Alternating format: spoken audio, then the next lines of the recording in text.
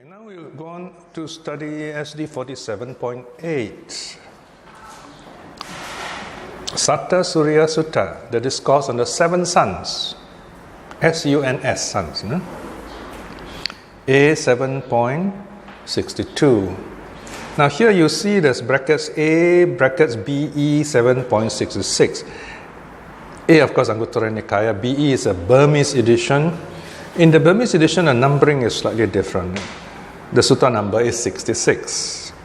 7.66 is how they arrange that. Sometimes the suttas are very long and how they break it up. Okay. The theme is the end of the universe and its significance.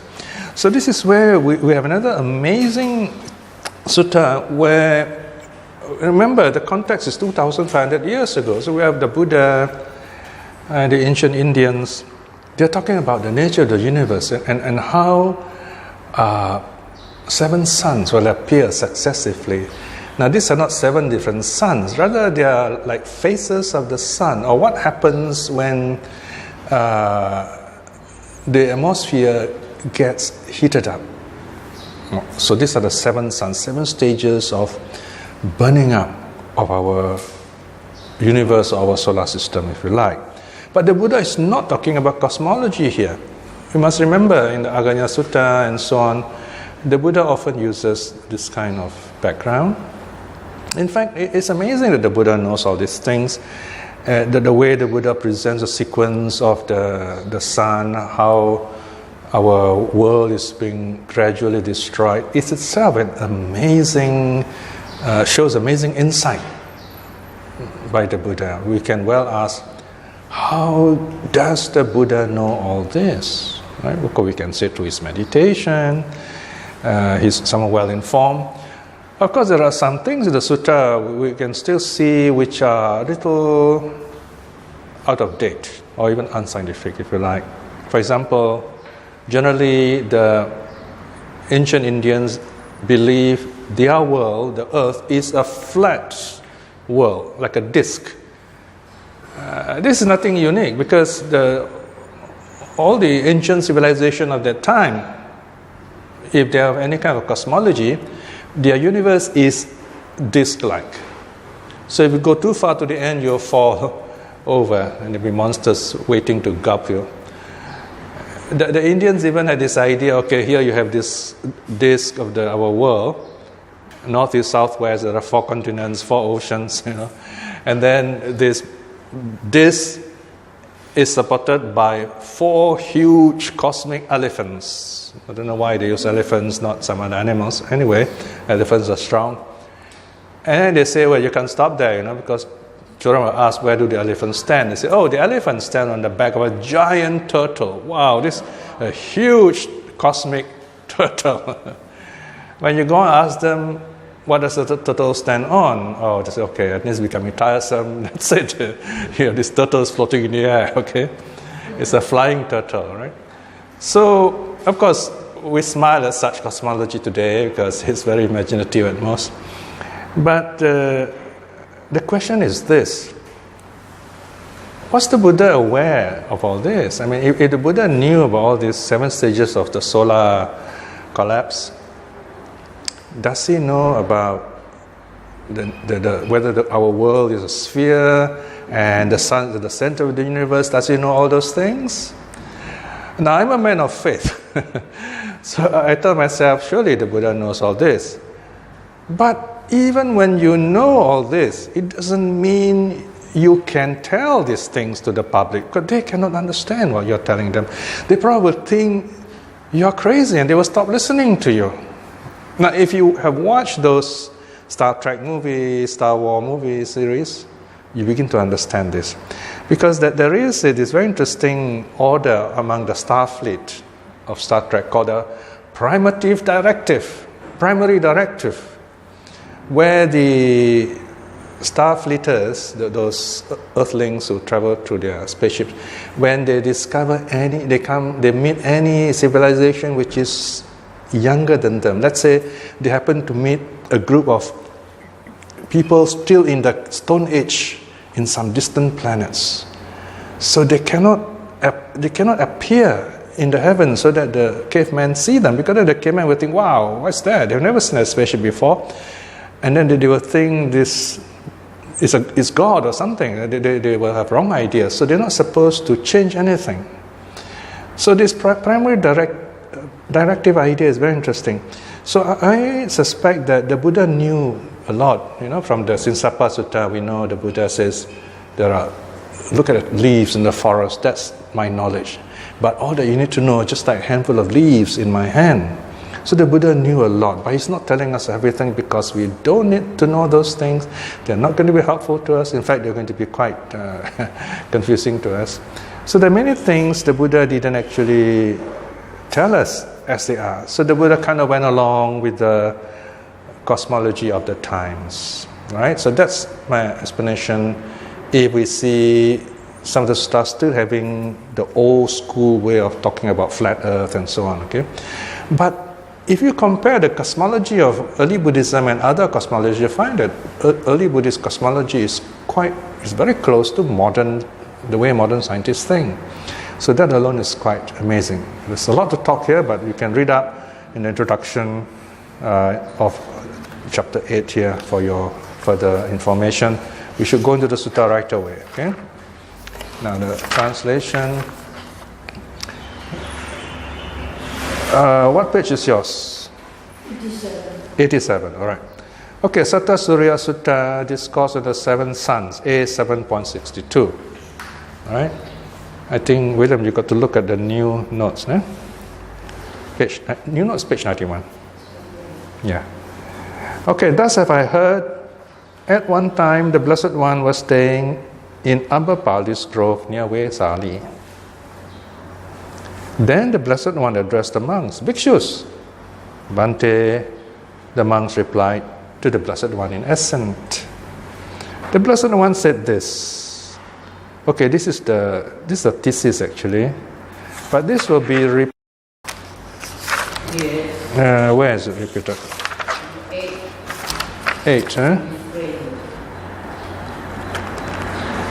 Okay. This actually is also the thesis, right? The main idea.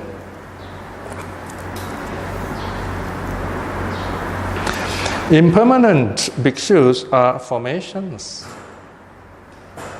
Unstable bhikshus are formations. Insecure bhikshus are formations. Okay, now we got to ask ourselves, the word formation here, sankhara, what does it mean? Because sankhara has quite a lot of meanings. No? Now, formation here refers to whatever exists in this universe. The things in this universe, if you like. Okay, things meaning material as well as immaterial. For example, air also is a thing. Earth, water, fire, air. Right? So they are impermanent. In other words, they are changing all the time. They are also unstable. They do not remain the way we expect them, that we hope them. Okay, unstable. Aduva. Yeah? Impermanent is anicca, unstable is aduva. The insecure are nasasika. You cannot rely on them. Don't rely on them. All right, so this is the nature of formations. Such as it is, bhikshus, this is enough for one to be revolved with all formations, enough to let go of them, enough to be free from them. Right? So basically what the Buddha is saying, if you look around yourself, the things of the world, they are all impermanent. They are unstable, changing all the time. They are insecure. Even our body is like that. So how can we rely on them? So we want to kind of let go of them, find something which is different. Then the Buddha gives examples, concrete examples. Section 5. Sineru Bhikkhu, the king of mountains, is 84,000 leagues long, 84,000 leagues wide, 84,000 leagues submerged below the great ocean, and 84,000 leagues rising above it. So here basically the Buddha is talking about a four-dimensional reality 84,000 leagues times 4. Now the question now is, how big is 84,000 leagues? Now the Buddha is talking the language of the times. When the Buddha says 84,000, it's like a code. It means astronomical, huge, Of course, if you want to be specific, you can say, okay, 1 league is 1 yojana. 1 yojana, according to modern scholars, about 7 miles, about 11.25 kilometers.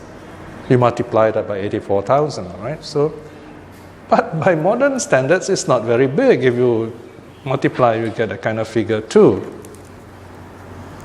So, the idea here, we got to ask ourselves, what is the idea the Buddha is trying to project here? The Buddha is saying, okay, this Mount Sineru is huge, 84,000 yojanas, wide, deep, high, and it goes down into the depths below the water. So here the Buddha is talking about the universe or the world as conceived by the people of India at that time. Now the next question we must ask is, what is Sineru? Surely this is not Mount Everest or the Himalayan mountains. Maybe some of the Indians actually fancy the mountains. You can see the Himalayas, the Himalayan range from where the Buddha lived, the area, Central Gangetic Plain. And those mountains are really high. And some people don't even know what lies on the other side. So they create beautiful stories. For example, one of the stories is that there are fabulous lakes beyond the mountains. One is called Anotata, and that's the one where Queen Mahamaya was washed in her dream before she conceived the child Siddhartha. So this Sineru, of course, let's start with imagining Sineru as the mountains, like the Himalayas. The Greeks had the same idea. The Indians are not unique here. The ancient Greeks, Mount Olympus is not a very big mountain. But whenever the Greeks look up in the mountain and say, wow, look at this Olympus, high in the clouds. You can't see much because it's cloudy, it's very high, and no one has ever dreamt of actually reaching the top. They were not prepared those days to do that kind of mountain climbing. So in their imagination, there are gods. That's where the gods live. But then you imagine the number of gods there are in Greek mythology and their followers, their servants, and the space they live in. Mount Olympus is very narrow. So we got to imagine Mount Olympus, or Mount Sineru for that matter, to be like a portal, like an opening. So you go through there and then you go into this new space, like a wormhole, Now we have all these concepts from science, so it's easier to understand, talk about these things. So we have this new universe opens up, a new heaven opens up to us, so to speak. Right? So Sineru is something like that. So it's not exactly a mountain called the Himalayas, it's something much bigger. So we can, for example, imagine Sineru to be like the Milky Way, if you like, our galaxy, if you like, something like that, okay? But then, if 84,000 yojanas or 84,000 leagues is very small, right? But the idea is that to the ancient Indians, wow, this is big, okay? 84,000 is big, right? Because they were living 2,500 years ago, it's different time, when they had no telescopes, for example. They even do not have a compass, I had a very interesting problem, when I was trying to write a description of the Indasala cave. You see, Nalanda is to the northwest of Indasala, okay?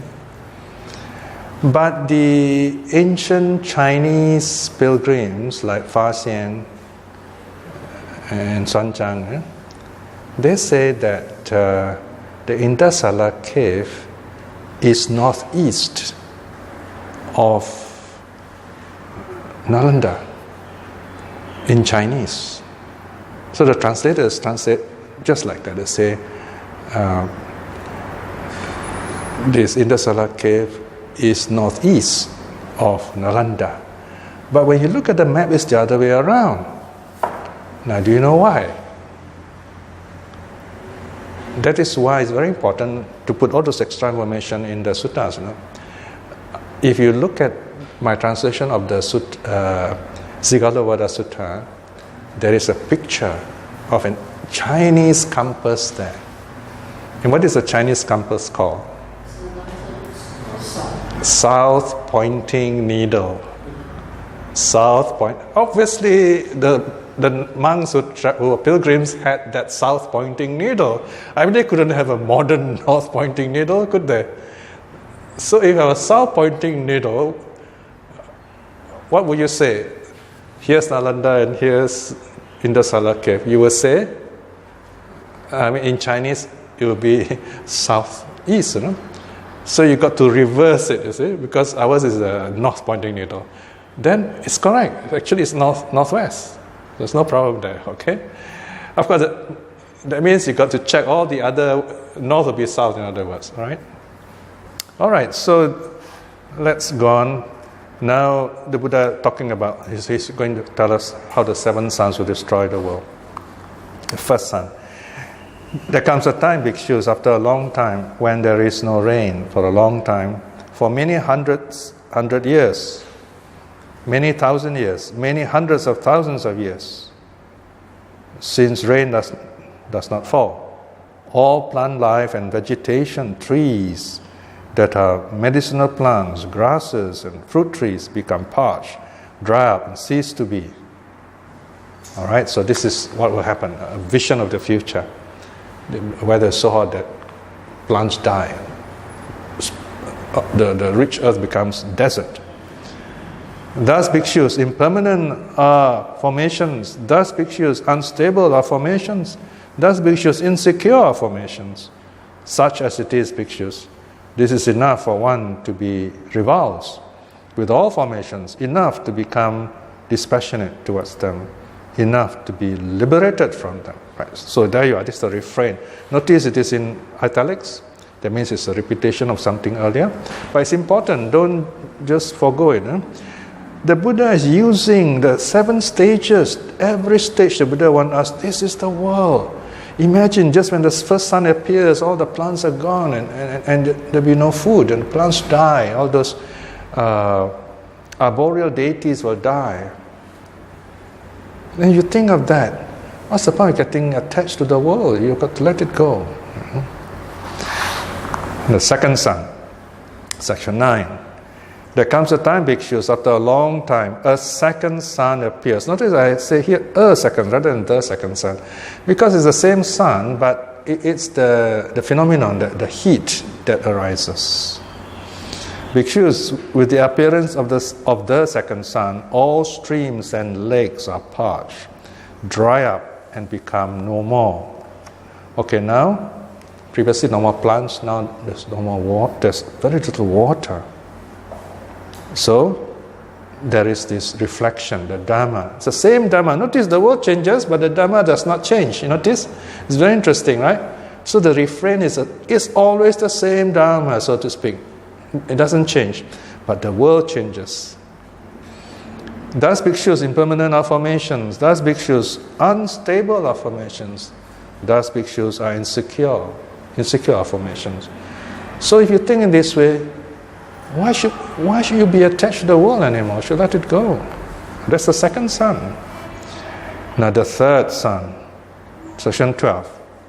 There comes a time, bhikshus, after a long time, a third sun appears.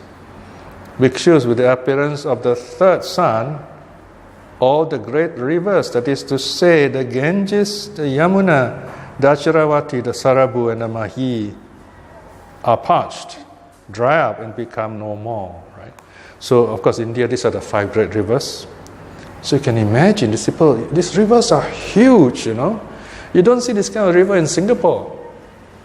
Right? If you go to the Singapore River, it's only a stream. I don't know how to help you imagine this. Let's say you go to the biggest lake you can find in Singapore and you look at the waters, it's stretched very far. Even that is still small. All right? Occasionally, I think we all do travel. When you travel, say you take a river ride, some of these The Amazon is huge. Wow, the river is like a sea. Okay? You don't see the banks anymore. And the waters are drying up, the Buddha says. When the third sun appears, the river waters start drying up. So if that happens to the world, the Buddha said, what is there to rely on this world anymore? This world itself, will evaporate. It's impermanent, unstable, insecure. Then the fourth sun, 15. There comes a time, bhikshus, after a long time, a fourth sun appears. Bhikshus, with the appearance of the fourth sun, all the great lakes from which flow the great rivers, that is to say, Anuttata, the Sihapapata, the Ratakara, the Kannamunda, the Kunala, the Chadanta, the Mandakini, are parched, drab, become no more.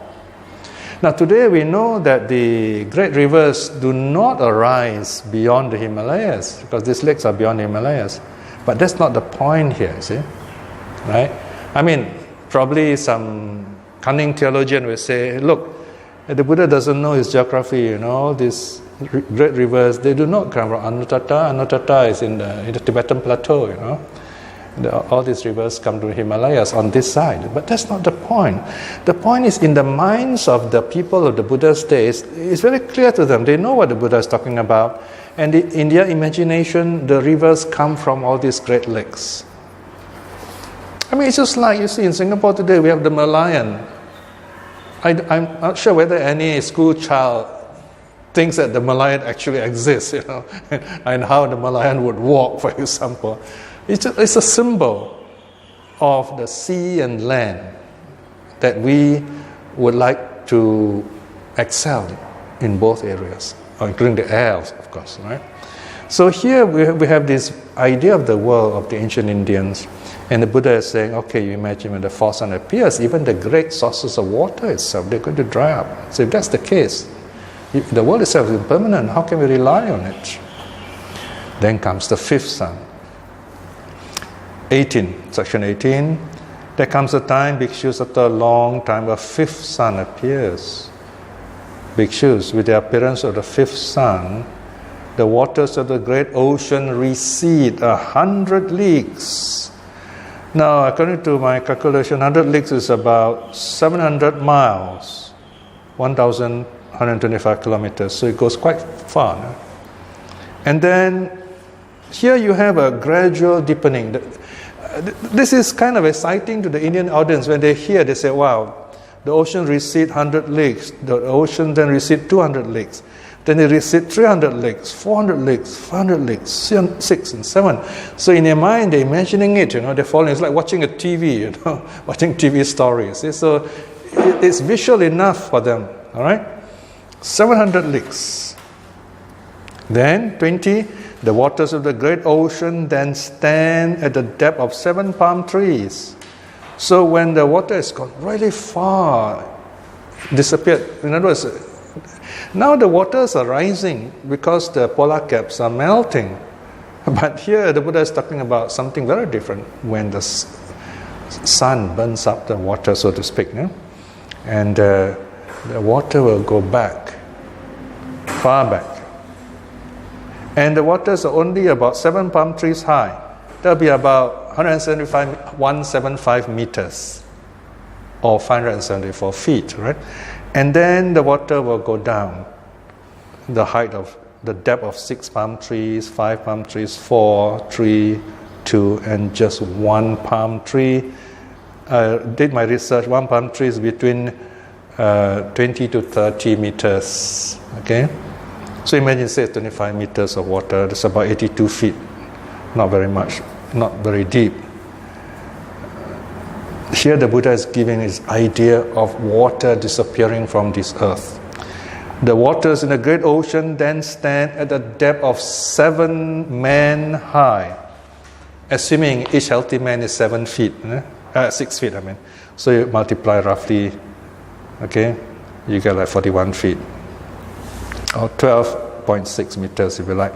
And then the water goes down, height of 6 men, 5 men, 4 men, 3 men, only 1 man, then half a man we're about 3.5 feet. Imagine how little water is left in the world. And then the water goes down to the depth up to a man's hip. Right? That's a hip, that means just below the waist, and the knees, ankles. So here's a diminishing. How little water is left. Bhikshus, just as in 23, I'm reading 23 now. Bhikshus, just as in autumn when the rains shower in large drops, in the hoof print of cows, there are puddles here and there. Even so, Bhikshus, the ocean waters are but puddles, the size of cows' hoof prints here and there. Can you imagine this kind of desolate world? The idea the Buddha is saying here, that's the way of the world will be. Impermanent, changing, insecure. So why be attached to this world? Now comes the sixth sun. There comes a time, Bhikshus, after a long time, a sixth sun appears. Bhikshus, with the appearance of the sixth sun, this great earth and Sineru, the king of the mountains, fume, smoke, and belch forth clouds of smoke.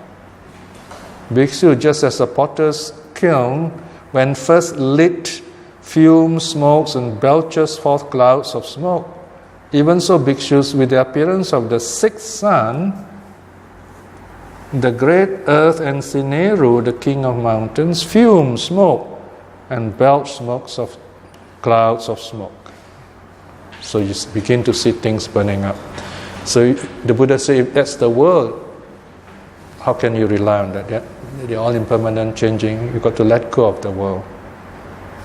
Notice here the Buddha is talking about the physical world. Even the physical world is not stable. Now comes the last, the seventh sun.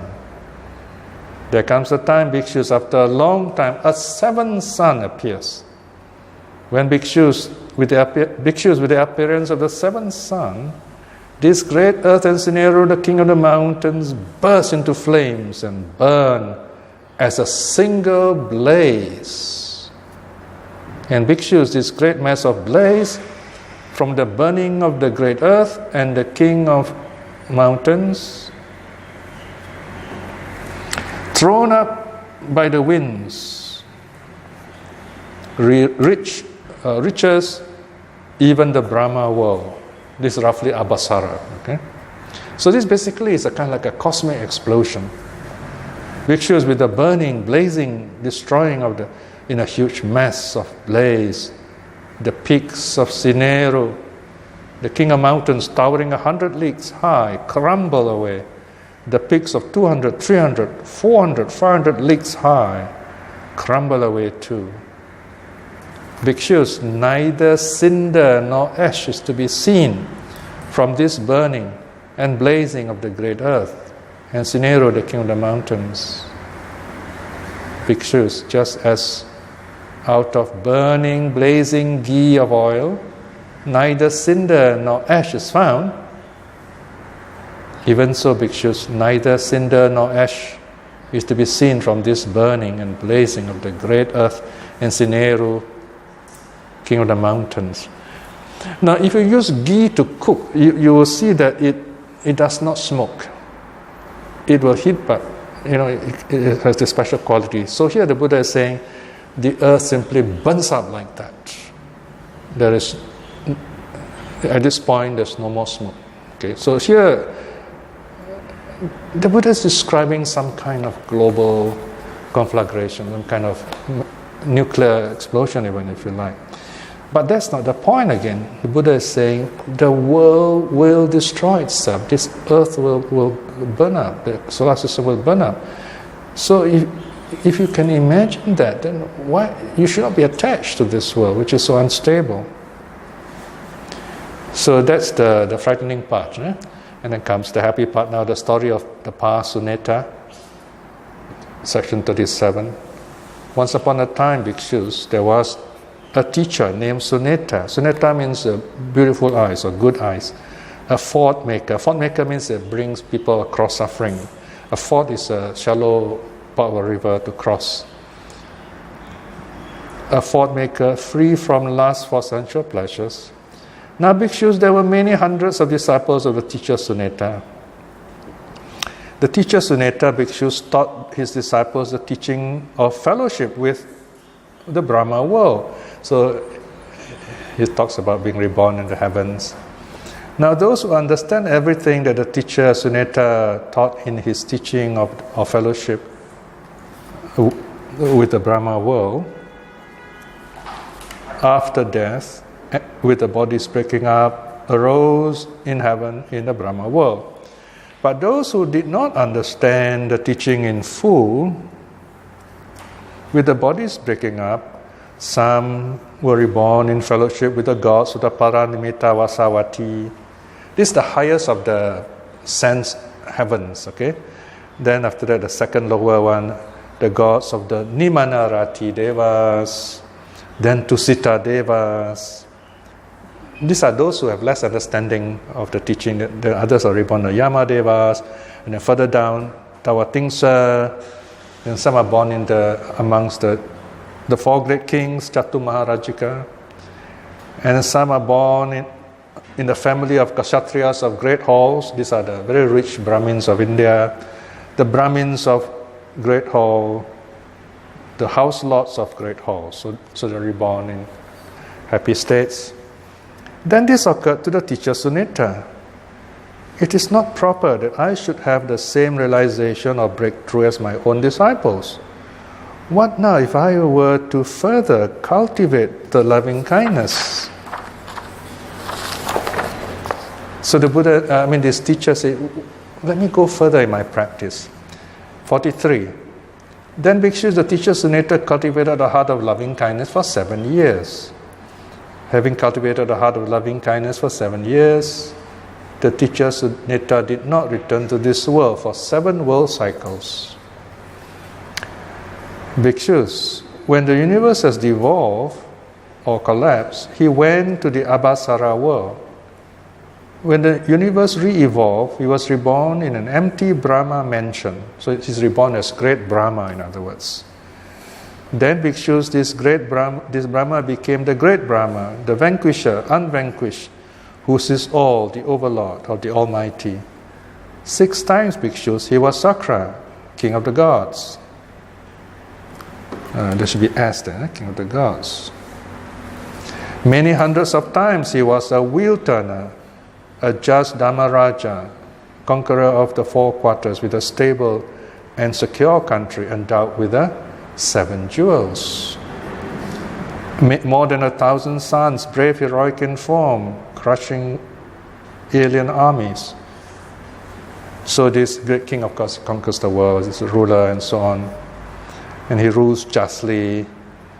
And number 50, yet bhikshus, although the teacher Suneta has such a long life, lasted for so long, he was not liberated. Right? So just because of a long life doesn't mean you are free from suffering. He is not free from birth, decay, death, sorrow, lamentation, physical pain, mental pain, despair. He is not liberated from suffering, I say. So here the Buddha is saying, if we look at this wonderful teacher, he realized some truth and he's able to live for long periods. But still, even as a human being, you will not be liberated from suffering. 51. What is the reason for this? The non-penetration, the not awakening to the 4 truths. What are the 4 truths? There is no penetration, no understanding regarding the noble moral virtue. Okay, notice here, when 4 truths are mentioned, it's not the normal 4 truths that we hear about. These 4 truths are actually the 4 aspects of the path. Okay? The first is the noble moral virtue. This one is the practice of the precepts, moral training, The second is the noble moral mental concentration, cultivation of the mind, meditation, mindfulness. Then number 3, the third truth is noble wisdom. And then number 4 is noble liberation, right? So this is another way of, in a sense, is another version of the Four Noble Truths, if you like, looking at the path. No? This is it, bhikshus. When the noble moral virtue, noble mental concentration, noble wisdom, and noble liberation have not been understood and realized, then we are still caught up in suffering. We will still be reborn and so on, no matter how long we live. So this is what the Blessed One said. Having said this, the wayfarer, the teacher, further said this. So now he closes with a verse, 2 verses. No? Moral virtue, mental concentration and wisdom, and the supreme liberation. These truths have been understood by Gautama, the famous one. Thus is he Buddha. Through direct knowledge, he speaks the Dhamma to the monks, the teacher who has made an end of suffering, the one with the eyes has attained nirvana. Now I suspect these closing verses were composed by what are called the council elders. Okay, I can imagine the Buddha saying, Gautama, the famous one. He wouldn't refer to himself that way. So anyway, the sutras themselves are compiled by the council elders anyway. So they do quote the Buddha, but sometimes they would add in narrative text that they would tell us what happened and give us something extra. But in this case, you find the verse are, the voice of the narrators are there again. Okay, so it's a summary of someone who is awakened. The world out there will not help you.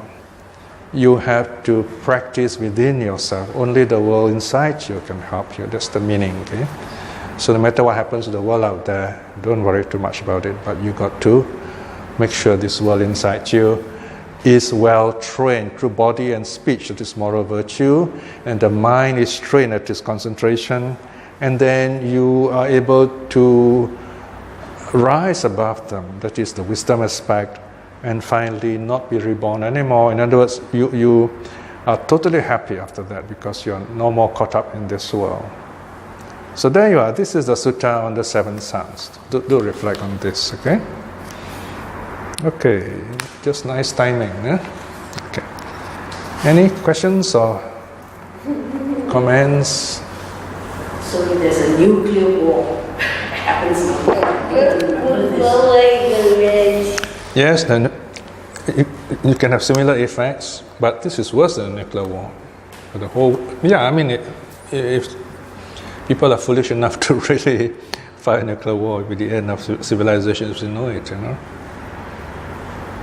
End of civilization, but somehow humans will survive little pockets here and there, and then they'll start all over again, you know, like an apocalypse.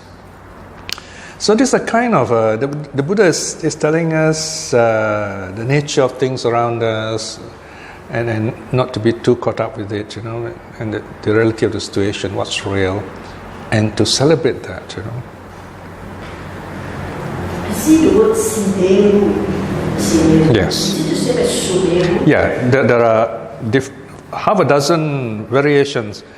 Sineru, Sumeru, Neru, Meru. In Thailand they call it Meru, and then in Thai they shorten it to Main, Pratsumain, you know. They use this word Sumeru for the crematorium actually. That's the interesting thing, you know. In my temple anyway. So these are terms used by a lot of other people outside Buddhism too. So Mount Sumeru physically would be like somewhere in the Himalayas, the whole range, you know.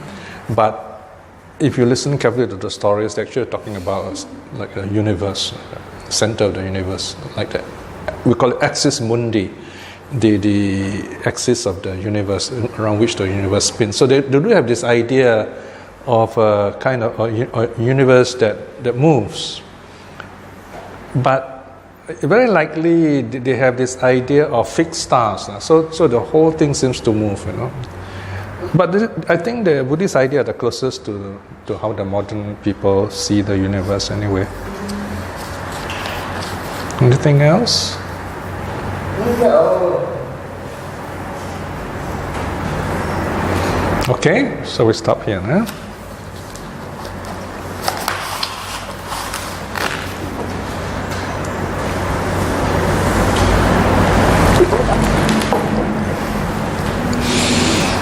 Now we have reflected on another sutta today.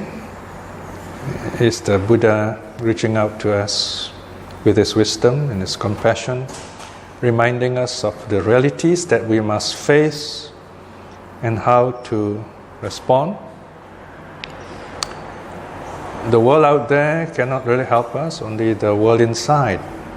Our mind, our hearts is where the training is, and how we can build our calmness, from which arises wisdom, and then liberation. Reflecting in that way is very good karma, but about such good karma, may we be blessed with good health and strength, peace and wisdom, so that we have the courage at least to aspire to stream winning in this life itself. And also by the power of the same good karma and the three jewels, may our family and loved ones and friends support us to be well and happy. May those who are practicing the Dharma in the right way to see the fruits of their practice in this life itself. And by the power of the three jewels and the goodness of all those people themselves, may those who have gone the wrong way, teaching the wrong things, to come back to the right path in this life itself. May all beings be well and happy. Sadhu, sadhu, sadhu.